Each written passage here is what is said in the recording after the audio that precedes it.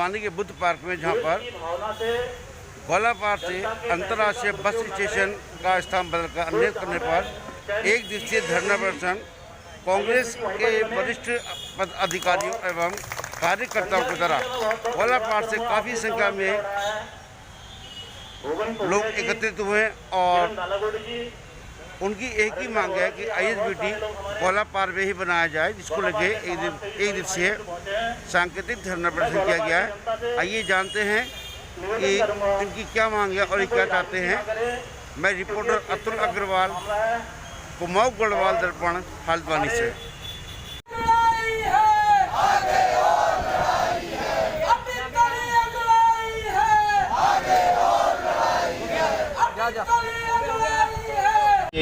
Buddha park में धरना प्रदर्शन किया जा रहा है। सबसे पहले तो भैया मैं आपका धन्यवाद करना चाहती हूँ, आप यहाँ पर आए, हम लोगों की समस्या आपने उजागर करने का काम किया। हमारे क्षेत्र ग्रेटर हल्द्वानी गोलापार में अंतर्राज्यीय बस अड्डा प्रस्तावित था, उसका श्री गणेश हो चुका था। 72 करोड़ रुपए की ये योजना है, उसमें 2.5 करोड़ रुपए खर्च भी हो गया था और 4 करोड़ 95 लाख रुपए बचा हुआ था। उसके बाद ऐसी क्या वजह थी, मैं आदरणीय परिवहन मंत्री जी से और इस सरकार से पूछना चाहती हूँ कि उस जगह पे जहाँ पर अंतर्राज्यीय बस अड्डा प्रस्तावित था उसका स्थानांतरित करके दूसरी जगह पर ले जाया जा रहा है, उसका कारण बता दीजिए। माननीय मंत्री जी ने स्थलीय निरीक्षण किया तो उसमें उनने बताया कि यहाँ पर कंकाल निकले हुए हैं। मैं ये पूछना चाहती हूँ, जब हमारे क्षेत्र में अल्प आयु के बच्चे ख़त्म होते हैं तो उनको हम ज़मीन में ही गाड़ते हैं, उनको घाट नहीं ले जाया जाता है। और एक सवाल मैं सरकार से और पूछना चाहती हूँ, अभी हमारे प्रधानमंत्री जी का ड्रीम प्रोजेक्ट है केदारनाथ, क्या वहाँ भी कंकाल नहीं निकल रहे हैं? वहाँ लोगों के कई अभी हाल ही में 3000 कंकाल निकले हैं। और इस क्षेत्र के सम्मानित जनप्रतिनिधि अभी जो माननीय विधायक जी हैं वो मिठाइयाँ खा रहे हैं, यहाँ के जिलाध्यक्ष जी मिठाई खा रहे हैं, यहाँ के प्रदेश अध्यक्ष आदरणीय बंशीधर भगत जी मिठाई खा रहे हैं। अरे भाई, सरकार ने एक जगह पे जो प्रस्तावित चीज़ थी उसको बना दिया था तो वहाँ पर रहने देते। और उसमें फिर ये कहना चाहती हूँ, ये चीज़ कोई भी चीज़ जहाँ पर अंतर्राज्यीय बस अड्डा बन रहा है तो सड़क से हटके है और वहाँ पर पूरी ज़मीन है, 2526 बेड कट चुके हैं, लैंड ट्रांसफ़र हो चुकी है, उसकी जगह पे वृक्षारोपण हो चुका है, जितने यहाँ पर वृक्ष कटे। तो ऐसी क्या वजह थी, मैं सरकार से पूछना चाहती हूँ कि आपने इतना बड़ा डिसीजन लिया, क्या गोलापार के लोग, क्या उसमें रोजगार मिलता? बात करते हैं कंकाल के अलावा वहाँ कब्रें पाई गई थी, जब वहाँ काम चला था तो कुछ कब्रें भी पाई गई थी वहाँ। और दूसरी बात, ISBT यदि बनता तो हल्द्वानी शहर में जो जहाँ की बहुत तगड़ी स्थिति है, आम जनता रूबरू होती है, उससे निजात मिलती। क्या दो राष्ट्रीय पार्टी के झगड़ों में आम जनता का नुकसान नहीं हो रहा है? बिल्कुल हो रहा है। देखिए, कुमाऊं का प्रवेश द्वार हल्द्वानी है, इसमें भी यातायात जितनी भी यात्रा है ये सुदीर हो जाती, क्योंकि अंतर्राज्यीय बस अड्डा गोलापार बनता, उससे एयरपोर्ट वहाँ पर नज़दीक हो जाता, हमारा रेलवे स्टेशन वहाँ पर नज़दीक पड़ता, जितने भी क्षेत्र में आने जाने की जितनी भी सुविधाएं थी वो नज़दीक होती। और मैं ये कहना चाहती हूँ कि ऐसा डिसीजन क्यों लिया सरकार ने?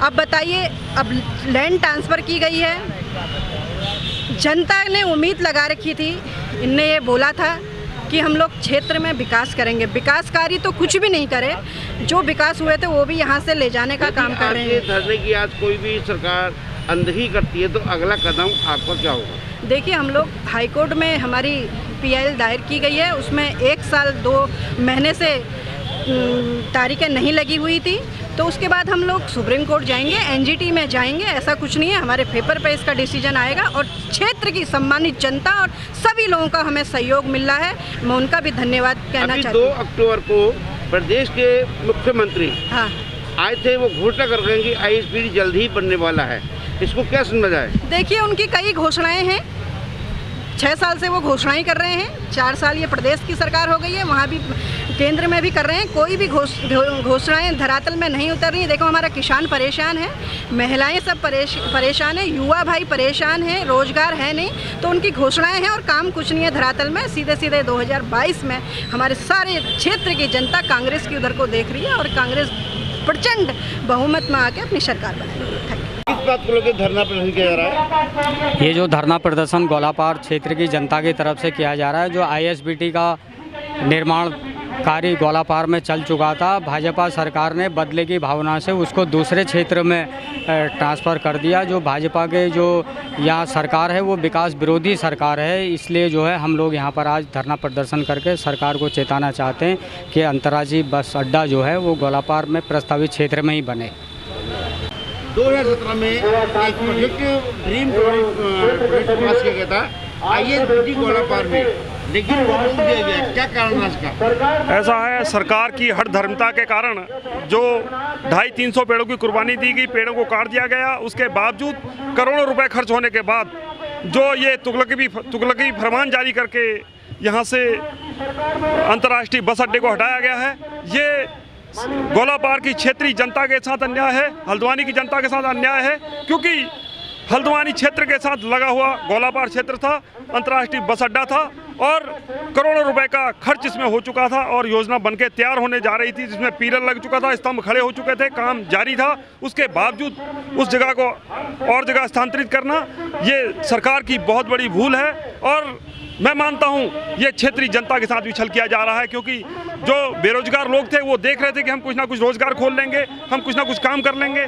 इसको ले जाकर एक बहुत बड़ा सरकार ने जो है गोलापार की जनता के साथ बहुत बड़ा छल किया है, हल्द्वानी की जनता के साथ छल किया है, कुमाऊं के साथ छल किया है। क्योंकि कुमाऊं का सबसे बड़ा द्वार जो है हल्द्वानी है और हल्द्वानी क्षेत्र से लगा हुआ क्षेत्र गोलापार था, सबसे निकट था और नजदीक था। वही बात करते हैं, प्रदेश के मुख्यमंत्री 6 माह में 2 बार हल्द्वानी दौरा कर चुके हैं और घोषणा करके गए हैं ISBT जल्द बनेगा, लेकिन कहाँ बनेगा, कब बनेगा, ये कुछ क्या कहने गए, क्या कहिए? ये माननीय मुख्यमंत्री की बहुत बड़ी भूल है, क्योंकि जिस तरह पेड़ पहले काट दिए गए और उस पेड़ों को लगाने का काम सरकार का था, उन कटे हुए पेड़ों को हटा के अनंतर शिफ्ट करना, कहीं और पेड़ काटने की तैयारी है, तो ऐसे लगता है जैसे जंगलों को उजाड़ने का भी सरकार ने ठेका ले लिया। ऐसी स्थिति बन के आ रही है। ये विकास की बड़ी बातें करते हैं, धरातल पर कुछ भी नहीं रहता है। धरातल में कोई विकास नहीं है, सड़कों में बड़े बड़े खड्डे हैं, सब जगह बुरा हाल है। और जो बनी हुई योजना है उसको बना के अपना शिलान्यास करते ही, इस योजना को पूरा करते, उसका शिलान्यास करते, तब तो हम कहते हैं ये विकास कर रहे हैं। ये विनाश की ओर आगे बढ़ रही है सरकार, मैं ये कहना चाहता हूँ। वही बात करते हैं, सुशील वाली हॉस्पिटल में पहले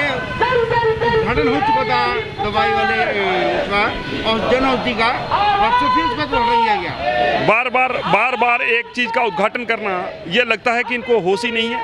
कभी कहीं कुछ हो रहा है, स्थितियाँ खराब हैं, पूरा विखंडित करके रख दिया है। एक चीज़ का 2 बार उद्घाटन करना, वो करना, ऐसी ठीक स्थितियाँ इस टाइम सरकार की नहीं है।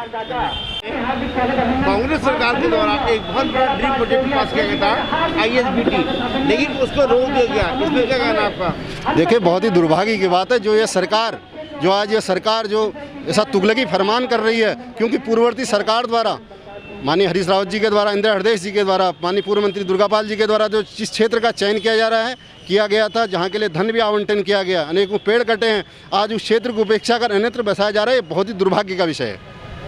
हमारे मुख्यमंत्री 6 महीने 2 बार हल्द्वानी आकर ISBT बनेगा बोल गए हैं, कब बनेगा, कहाँ बनेगा, इसको क्या समझते हैं? देखो, इस सरकार का पूर्ण रूप से तुगलकी फरमान है। सरकार न कोई कार्य कर रही, न कोई योजना है, न इनकी सोच है। ये सिर्फ जनता को बरगलाने का काम कर रही है। जुमलेबाजों की सरकार है और जो कि पूर्ण रूप से अक्षम है। और इसको शीघ्र अतिशीघ्र यहाँ पर गोलापार में जो ISBT जो क्षेत्र की मांग है, क्षेत्र के लोगों की मांग है, ISBT अंतर्राज्यीय बस अड्डा है, इसको शीघ्र अतिशीघ्र वहाँ पर प्रस्ताव स्थल पर बनाए। एहसास हुआ है तो इसमें आगे की कार्रवाई भी इस तरह से बार चलती रहनी चाहिए।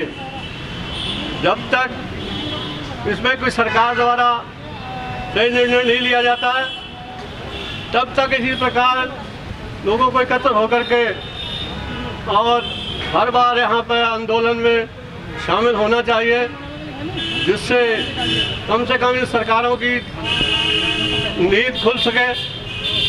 जो कार्यक्रम इतनी अच्छी जगह पर दिया गया था।